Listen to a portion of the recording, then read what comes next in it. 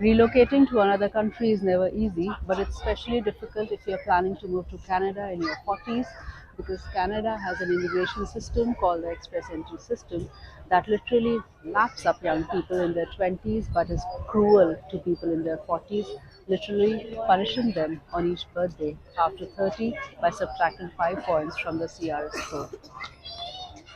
We were such late bloomers in our immigration journey, and it was in our late 30s that we decided that we could consider moving to Canada.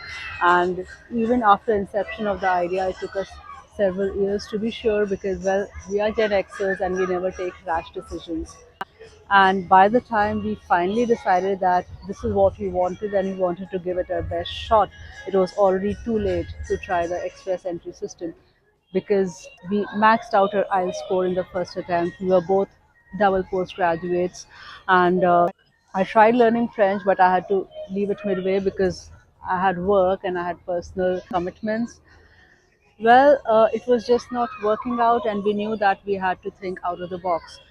No employer would consider hiring us when we were overseas. They wanted the person to be in Canada. At that point of time, we decided that the only route we had left was education. So we started doing something we'd never thought we'd be doing in our 40s, researching education. We knew at the very outset that our journey is going to be different from others because, well, most of the new immigrants to Canada are in their 20s and they have more risk taking ability. They have family or friends already in Canada. We didn't have that kind of an advantage. So, when our consultant suggested us to take some short term courses like supply chain management, which were easy to get into and had such less fee, we didn't get tempted. We applied to the most prestigious courses from the best of universities, and when the acceptance letters started coming in, then we put our finger on the one that was the most prestigious. While I stayed back and took a loan, my husband came to Canada, and after his 1 year course was complete, he got to know about this international postgraduate stream that offers PNP in British Columbia. He applied to it, and within 4 days, he got a PNP, which gave him a jump of 600 points. A couple more days, well, in ITA, which is invitation to apply, which is the first step towards permanent residency. So we were in so much of uncertainty and we put in so much hard work and energy, and we didn't know about international postgraduate scheme and something that is such an awesome way for people in their 40s to come into Canada. I hope that people like us can gain from it without wasting so much money and effort. And so here goes. Simply type International Postgraduate BC PNP in your search bar, and you will be able to see a lot of websites. The first one is going to be Welcome BC, a government website I can totally trust. There will be many others like consultants like Canadime, but I prefer to always go for a government website. Coming to the Welcome BC website, coming to Skills Immigration, we are looking for International Postgraduate. So here it is, International Postgraduate Program. Basically something that offers people who have done masters or PhD from eligible institutes. It offers them PNP. You don't need to have a job offer letter, nor you need to have registered for the stream beforehand. So it's absolutely amazing. There is a list of courses from specified institutes that you do. You can simply totally apply for BC PNP and have a jump of 600 points. You can also be a PhD.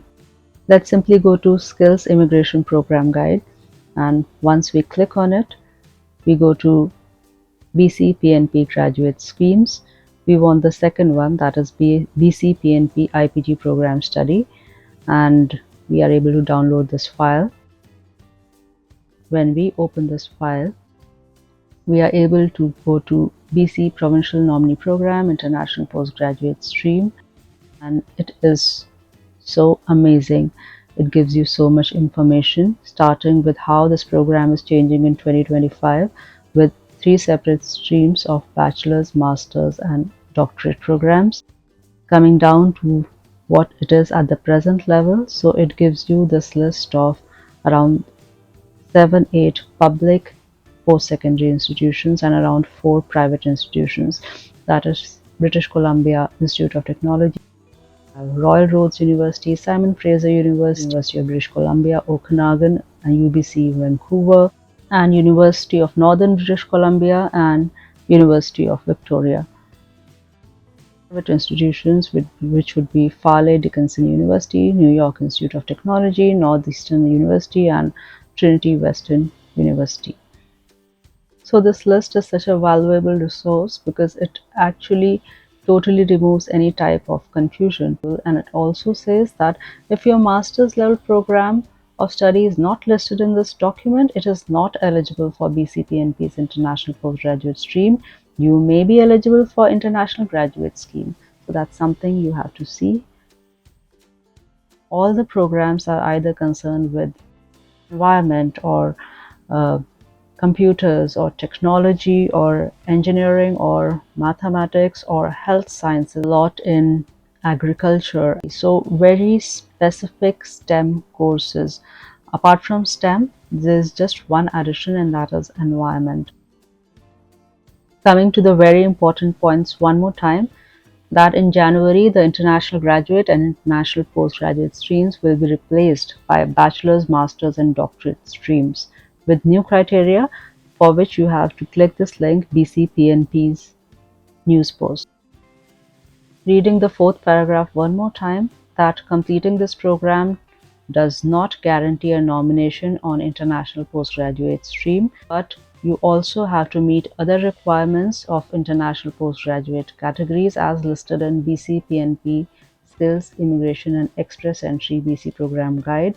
So please read that carefully, and very, very important that distance education learning programs will not be included in this program. Last but not the least, the final takeaways from my experience if you are planning to come in your 40s would be: firstly, don't go in for short-term courses which are easy to get in and have low fee, because, well, anything that looks too good to be true is almost always a red flag. Secondly, from the couple, the one who has a more stable job should stay back while the other one should come and study. Set the foundation, put the wheels in motion before the family can come in. Finally, always be very well researched. In fact, you should be more researched than your consultant, so that whatever he tells you, you are able to check it with the government.gov.ca website. I wish you all the best in your journey. I would say be conservative, but put in your best efforts, because even after all the pain and sacrifices and uncertainty, it is worth it.